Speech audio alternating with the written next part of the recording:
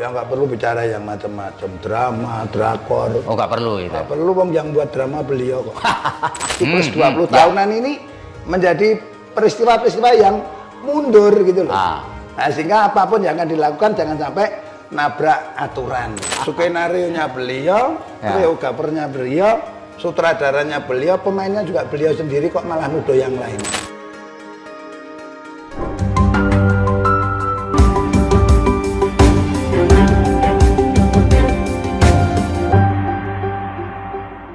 Assalamualaikum warahmatullahi wabarakatuh. Salam damai sejahtera buat kita semua.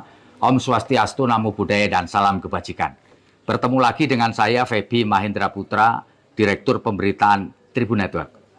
Tribuners, kemarin di Komisi Pemilihan Umum, 3 bakal calon presiden dan calon wakil presiden telah mendapatkan nomor urut masing-masing. Yang pertama adalah Mas Anies Baswedan dan Caimin dapat nomor urut 1, kemudian Prabowo Subianto dan Gibran Raka Buming nomor 2, Mas Ganjar Pranowo dan Pak Mahfud MD nomor 3. Dan tentu saja ini membawa babak baru, dan oleh karena itulah saya berada di Solo untuk ngobrol dengan Ketua DPC PDI Perjuangan Kota Solo, Mas F.X. Hadi Rudiatmo atau panggilan akrabnya Mas Rudi. Saya akan sapa beliau. Bagaimana Pak Rudi? Kabar baik? Selamat malam, salam Pancasila. Salam Pancasila. Pak Rudi, bisa diceritakan kepada kita semua, Pak, apa makna bagi Pak Rudi bahwa pasangan Mas Ganjar Pranowo dan Pak Mahfud MD tidak tahu gimana dapat nomor urut 3 sama dengan nomor partai PDI Perjuangan, Pak? Ini rahasia sebetulnya. Sebenarnya rahasia, Pak. Aman, paling tidak saya ketemu Pak Pres, Pak Mahfud MD hari apa ya, kemarin ya. Kemarin ya, Pak ya. Di Hotel Lana, ya nanya-nanya ya bagaimana menjadi wakil sampai wali kota dan seterusnya, sampai kira-kira nanti ngambil nomor bagaimana. Oh gitu ya, Pak ya. Saya memberikan masukan-masukan saja kepada beliau. Nampaknya nanti dapatnya nomor 3. Oh itu gitu ya, Pak ya. Nanti dikira dukun ya. Nah, ya kebetulan dapat nomor 3, betul. Artinya Ganjar dan Pak Mahfud ini putra terbaik Indonesia yang punya sifat pun karakter terengginas, punya integritas, dan bisa mengajak seluruh rakyat Indonesia itu gotong royong, sehingga rakyatnya bisa anteng. Itu arti dari sebuah tulisan 3. Oh 3 itu gitu ya, Pak Rudi ya. Dan itu buat PDI lebih memudahkan karena sama dengan nomor partainya kan. Metal menang total. Oh metal menang total. Iya. Pak Rudi, bisa diceritakan nggak Pak, kapan Pak Rudi terakhir bertemu dengan Mas Ganjar? Tadi kan bertemu dengan Pak Mahfud kan, untuk ngobrolin soal bagaimana hari-hari ke depan untuk... Saya hari Minggu malam saya ketemu beliau di Patra Raya Kuningan nomor 7. Ya.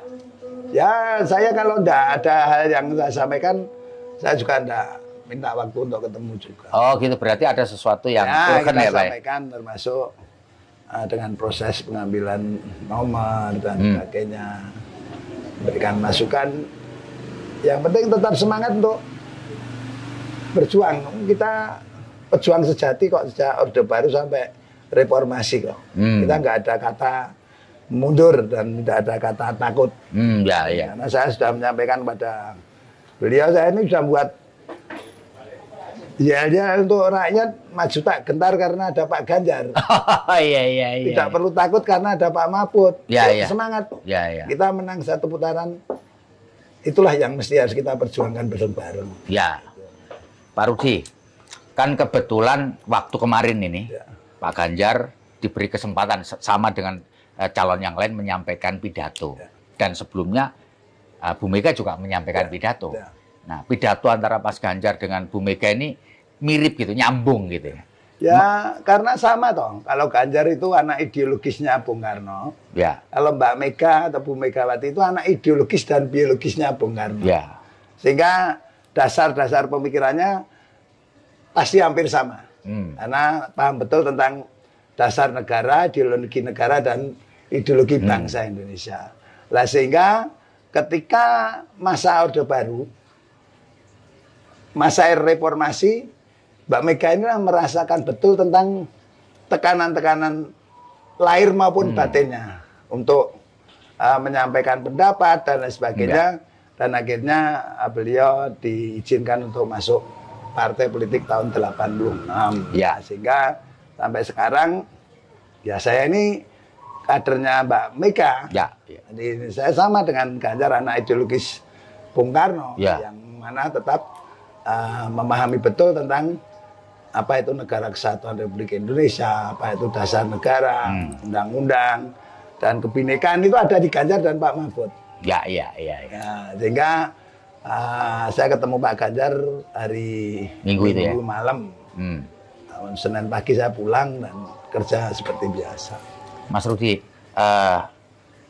orang banyak menafsirkan pidatonya Mas Ganjar, pidatonya Bu Mega ini menyentil. Bukan menyentil, karena beliau mengalami betul tentang peristiwa-peristiwa Orde Lama, dari kecil sampai Orde Baru, sampai reformasi. Beliau itu belum sejahtera lahir batin. Batinnya belum sejahtera. Nah, kalau lahirnya sudah lah. Karena Ibu Mega tidak butuh apa-apa. Namun yang butuh itu batinnya ini untuk kepentingan bangsa dan negara ini terpenuhi secara keseluruhan. Nah, sehingga kalau Ibu Mega pidato itu kan pidato secara konstitusional. Artinya menjelaskan kepada seluruh rakyat Indonesia ini bahwa jangan sampai pemilu tahun 2024 ini, siklus 20 tahunan ini menjadi peristiwa-peristiwa yang mundur gitu loh. Nah, sehingga apapun yang akan dilakukan jangan sampai nabrak aturan atau nabrak konstitusi yang sudah dibuat oleh bangsanya sendiri. Makanya Bung Karno menyampaikan, perjuanganku lebih ringan dibandingkan perjuanganmu. Karena aku melawan penjajah, kamu melawan bangsamu sendiri. Nah, itulah yang disampaikan oleh Bung Karno, itu yang keluar dari hati nuraninya beliau sendiri. Beliau itu selalu berpikir dulu, baru bicara dengan nurani yang tulus, bukan dibuat-buat. Tapi itu memang banyak orang menduga itu ditujukan kepada Pak Jokowi dan keluarganya. Itu kalau ya tanya aja yang menduga itu. Tanya aja yang menduga itu ditujukan ke siapa. Tetapi pidato itu adalah pidato yang menurut saya sangat-sangat realistis dengan situasi kondisi yang seperti begini, mengingatkan kepada anak-anak bangsa yang punya kompetensi di situ, mohon tidak melakukan hal-hal yang nantinya untuk kepentingan-kepentingan kelompok maupun keluarga, namun lakukanlah untuk kepentingan bangsa dan negara. Maunya Ibu lah seperti itu.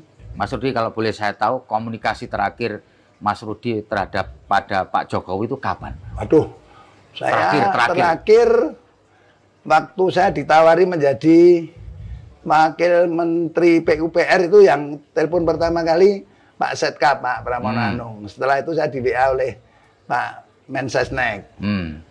Saya jawab tidak. Terus terakhir mungkin kalau dari Senin, dari Selasa, Rebu mau pelantikan. Pak, saya disuruh untuk memastikan Mas Gibran belum dilantik. Saya masih jadi wali kota. Karena dilantik tanggal 26 Februari tahun beliau. Diminta kepastian, Pak Rudi, bersedia enggak dilantik menjadi Wakil Menteri PUPR.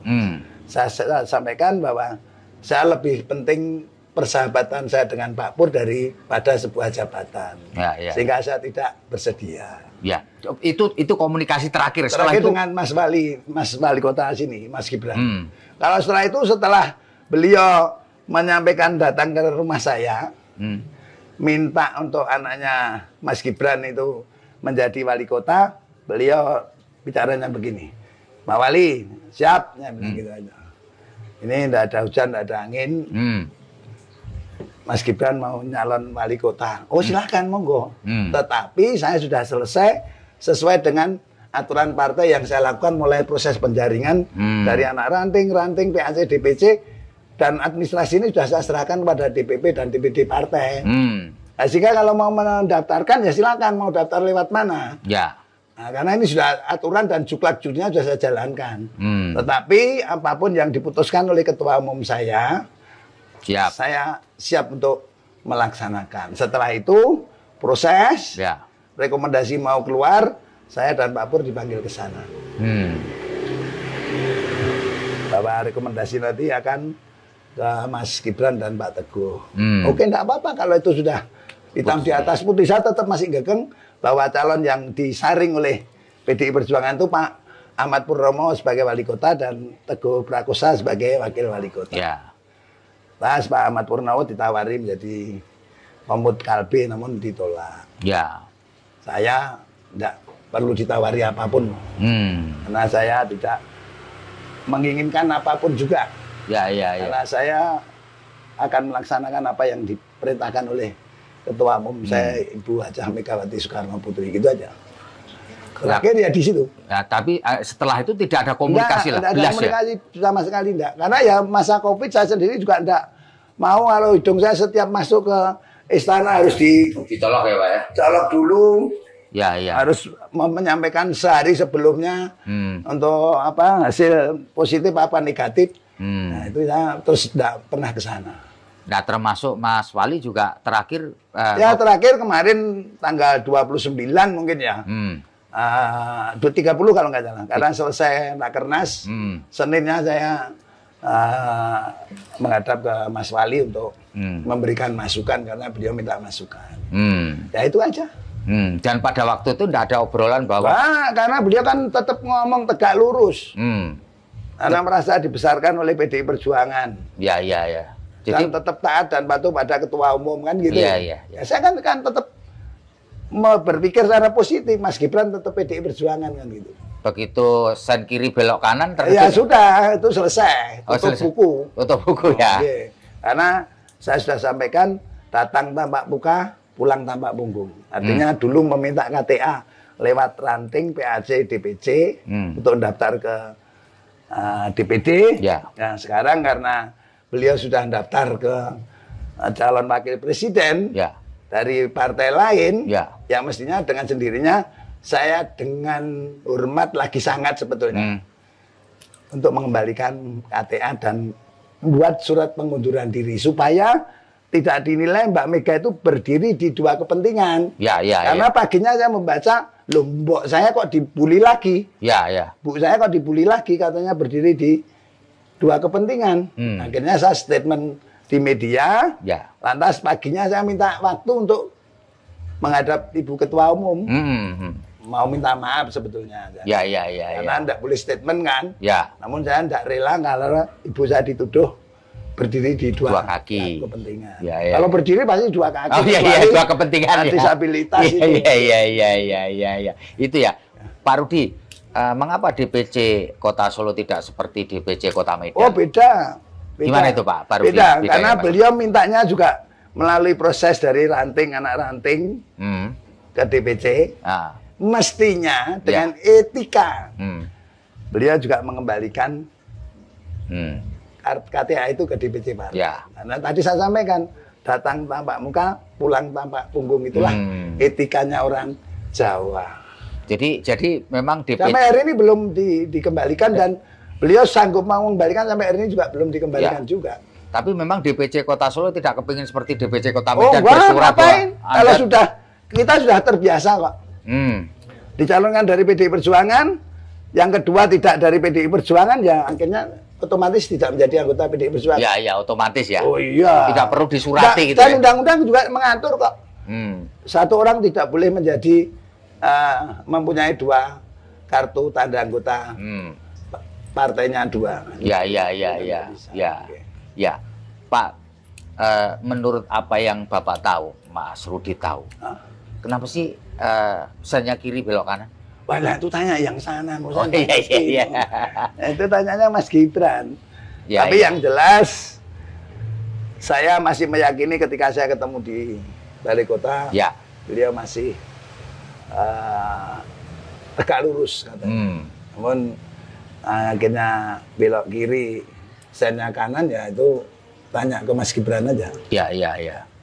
Kalau boleh cerita Pak, bagaimana suasana batin Bu Mega melihat situasi ini? Kalau Bu Mega tidak sedih dan tidak sakit. Biasa aja ya, biasa disakiti, biasa baik sakit secara batin maupun lahir kok.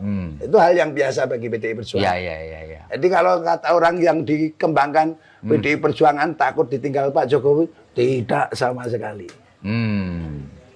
Ya.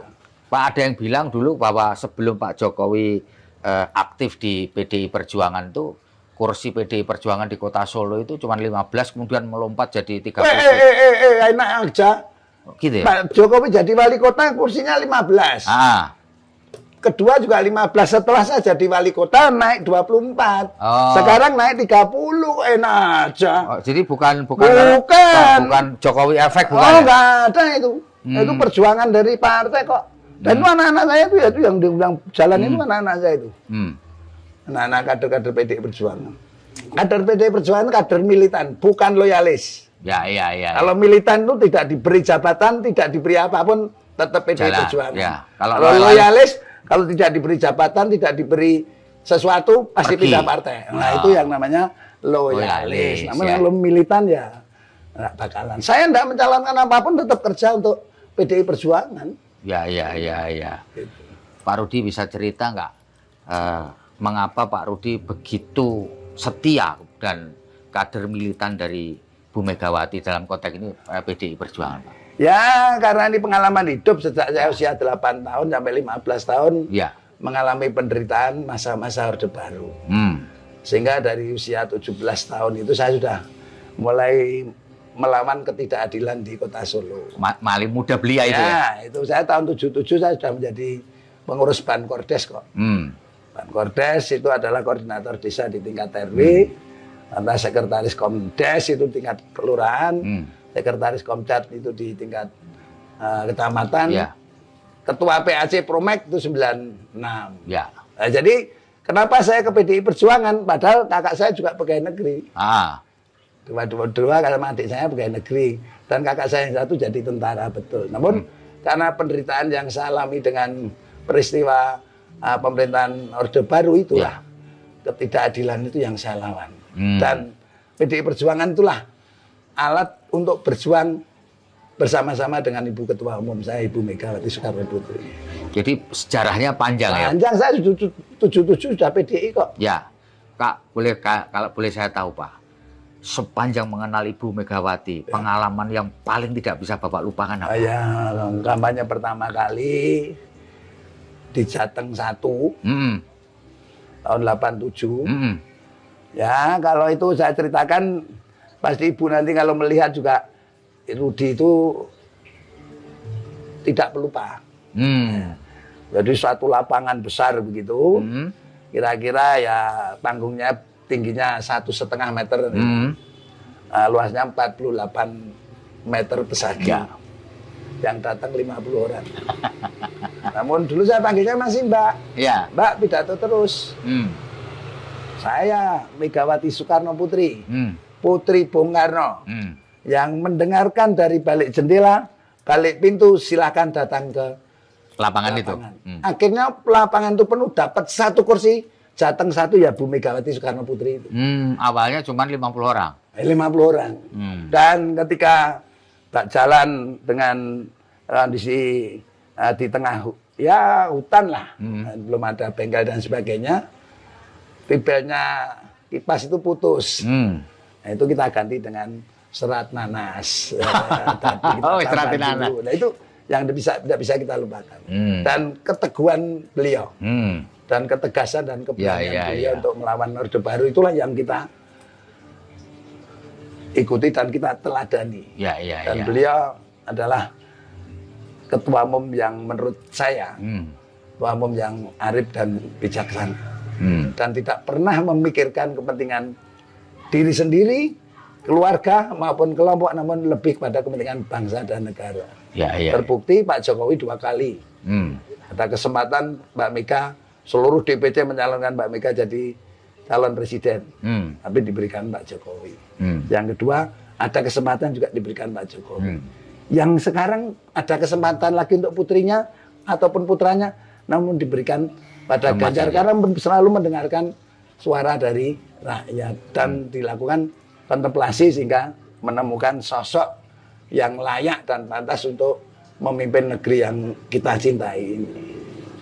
Mas Rudi, ya. Kalau Mas bisa bertemu langsung dengan Pak Jokowi sekarang, apa yang ingin Bapak sampaikan? Ya, saya hanya ingin mengingatkan saja. Apa itu, Pak? Apa yang dikatakan Bung Karno, satunya kata, satunya perbuatan.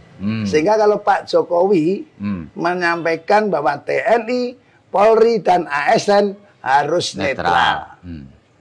Kalau netral ya sudah, tugasnya masing-masing.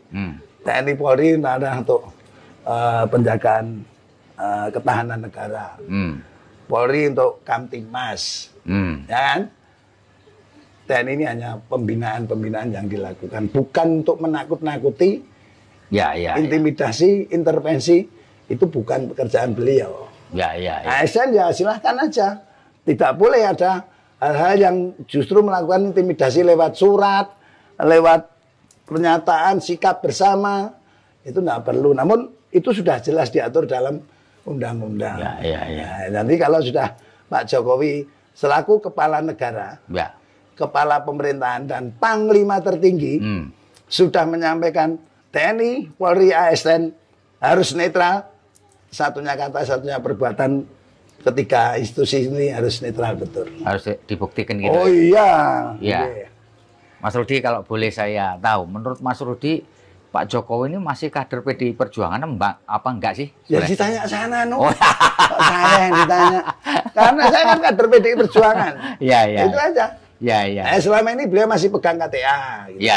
Masih pegang KTA secara formal. Dan beliau, mohon maaf, petugas partai itu juga petugas rakyat. Karena undang-undang partai politik itu adalah partai politik dibentuk atas dasar kumpulan rakyat, membentuk keputusan DPP, DPD, DPC, PAC, ranting sampai anak ranting itu kalau di PDI. Jadi petugas partai itu adalah petugas rakyat. Iya lah, setelah meraih sebuah kekuasaan, kesejahteraan rakyat, bukan kesejahteraan dirinya sendiri. Itu petugas rakyat. Petugas partai, alat partai ini adalah alat untuk berjuang, meraih sebuah kekuasaan untuk kesejahteraan rakyat.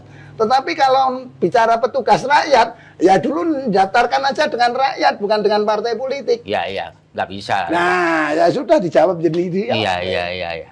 Pak, kalau boleh saya tahu, Pak Jokowi dulu itu jadi anggota atau kader PDI Perjuangan tuh kayak lewat PAC dulu, permohonannya atau gimana dulu, Pak? Jadi begini. Gimana itu, Pak? Dulu pernah melamar di satu partai ditolak. Melamar partai lagi tidak cukup. Akhirnya diketemukan oleh namanya Mas Seno Kusumarjo. Kenalkan ke saya.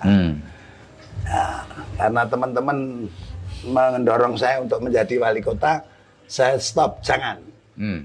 Saya pengen belajar dulu. Karena ngurus organisasi yang namanya PDI Perjuangan dengan ngurus yang jumlahnya rakyat waktu itu 400.000 jiwa, itu sangat berbeda karena ini majemuk. Biarpun di PDI Perjuangan juga majemuk. Namun majemuk dalam satu kelompok Partai Demokrasi Indonesia Perjuangan. Sehingga carilah wali kota. Nanti kalau mau tak dampingi, kalau enggak mau ya biar cari wakil wali kota, nanti saya menangkan. Akhirnya ditemukan dengan saya, kenalan dan sebagainya. Saya hanya menyampaikan, mau jadi wali kota, apa yang mau dicari? Cari jabatan tidak ada. Pekerjaan nggak ada. Uang apalagi nggak ada. Yang ada adalah melayani ataupun pelayanan. Nah, sehingga sampai gubernur, sampai presiden pun, pencalonan presiden itu saya sampaikan ke beliau. Nah, sehingga setelah dikenalkan, saya ajak keliling sekota Surakarta. Bahkan sampai ada penolakan dari Satgas. Ke ranting-ranting itu maksudnya, Pak? Iya, sampai ditolak, tidak. Karena ketua saya mestinya yang harus jadi wali kota. Bahkan saya pun kena fitnah. Ketua kok hanya maunya wakil wali kota dapat uang berapa miliar. Saya tuh minta juga belum pernah diberi apalagi kan gitu. Jadi waktu itu memang ada syarat bahwa Pak Jokowi harus menjadi kader PDI Perjuangan. Ya, setelah melamar di PDI Perjuangan, kita lakukan Rakertapsus namanya. Itu Pak Jokowi sudah ngantongi kartu tanda anggota. Jadi kartu sama persis dengan Mas Gibran. Jadi bermula dari Solo ya, DPC iya, Solo. Ya, terus kita dorong lagi untuk menjadi pengurus DPD Jawa Tengah, biarpun hanya tercantum namanya. Tapi pernah jadi pengurus memang? Ya, pernah. DPD PDI Jawa Tengah. Oke. Ya. Dan kartu anggota itu sekarang masih Nggak berlaku? tahu, nah itu. Lu yang tanda tangan waktu itu siapa, Pak? Waktu yang pertama kali adalah Ketua DPC dan Sekretaris DPC. Waktu itu siapa Mas Pak? Ya saya Oh, jadi kartu anggotanya Pak Jokowi itu yang awal tuh yang datangani saya dan Sekretaris DPC. Nah, sekarang tinggal Mbak Mega aja. Jadi dulu pernah 4. Ketua Umum, Sekjen, Ketua DPC, Sekretaris. Terus Ketua Umum, Sekjen, terus sekarang hanya Ketua Umum saja. Ya. Mas Gibran ini Ketua Umum saja. Oh, Ketua Umum ya. Kalau Pak Jokowi, Pak Mas Rudi ikut tackle ya? Iya, saya tanda tangan karena saya sebagai ketua dan sekretarisnya Pak Idratno waktu itu. Almarhum sudah. Ya. Pak, kalau Pak Rudi boleh berpendapat begitu, sebaiknya Pak Jokowi itu gimana selain tadi menjaga sebagai tetap pemegang kartu anggota PDI Perjuangan loh, Pak? Ya nggak perlu bicara yang macam-macam, drama, drakor. Oh, nggak perlu itu. Nggak perlu, wong yang buat drama beliau kok. Skenario-nya beliau, koreografernya beliau, sutradaranya beliau, pemainnya juga beliau sendiri, kok malah nuduh yang lain. Nggak perlu sebetulnya hal itu disampaikan. Ya. Namun karena saya ditanya, mesti tak sampaikan. Ya, nggak perlu ya itu ya. Nggak perlu. Ya. Pak, ini pamungkas dari saya, Pak. Bisa nggak, boleh nggak, atau mau nggak, bersedia nggak Pak Asrudi itu menyampaikan statement atau closing statement, statement penutup gitu, ya terkait dengan situasi kondisi politik terkini, Pak, kepada masyarakat supaya jangan sampai nanti ada satu anggapan bahwa PDI Perjuangan ini baper, ya kan, ya mutung, ya kan, sakit hati. Di depan sudah saya sampaikan. Ya, itu Pak. Gimana Pak? Monggo silakan. Nah, jadi untuk seluruh rakyat Indonesia yang melihat apa yang kami sampaikan, satu, PDI Perjuangan tidak pernah baper. PDI Perjuangan tidak pernah takut. Dan PDI Perjuangan tidak pernah sedih. Yang ada bergembira. Mari pilih calon pemimpin di Republik ini yang cerdas, tegas, berani, dan punya nyali. Ya, itu ya Pak ya. Iya. Satu lagi Pak, satu lagi. Pak, manakala nanti hasil yang terjadi di pemilu itu tidak seperti yang diharapkan. Misalkan Pak Prabowo Gibran menang gitu. Menurut Bapak, oke nggak sih kalau kemudian Prabowo Gibran itu merangkul kader-kader PDI Perjuangan seperti juga ketika Pak. Karena itu tanyakan yang ke sana. Namun pada prinsipnya PDI Perjuangan itu juga siap kalah dan siap menang. Oh gitu. Jadi kalah tidak ngamuk, menang tidak umuk. Oh iya. Mantap. Terima kasih Pak Ketua DPC PDI Perjuangan Kota Solo, Pak FX Hadi Rudiatmo. Terima kasih. Saya Febi Mahendra Putra pamit undur diri. Assalamualaikum warahmatullahi wabarakatuh. Download Tribun X sekarang. Menghadirkan lokal menjadi Indonesia.